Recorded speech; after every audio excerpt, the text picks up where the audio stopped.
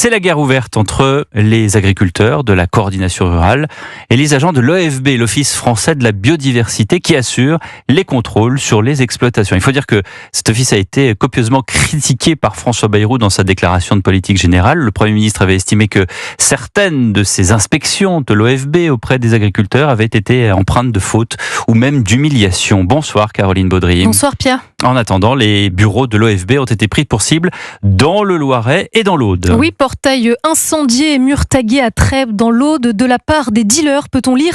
À Dry, dans le Loiret, des remorques ont déversé du sable et de la craie.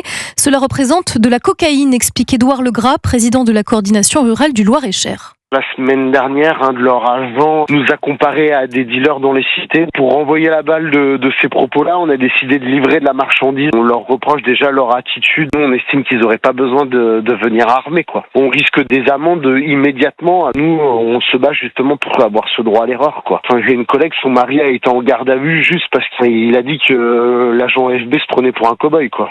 Ce syndicaliste demande au Premier ministre de dissoudre l'OFB qui contrôle environ 2000 des 450 000 exploitations françaises chaque année. En face, Jean-Noël Riffel, le directeur de cette police environnementale dans le centre Val-de-Loire, appelle à ne pas se tromper de cible. Notre établissement, qui cherche pas à opposer agriculture et biodiversité, parfois devient un peu le bouc émissaire de cette crise agricole qui est réelle. L'OFB est là pour faire appliquer les lois qui sont votées par le Parlement et que s'il y a des choses qui doivent changer, c'est en tout cas au Parlement que doit avoir lieu le débat. Il a reçu les manifestants tout à l'heure, un échange vif mais constructif, dit-il, où la petite phrase sur les dealers a été condamnée. Merci de ces précisions, Caroline Baudry.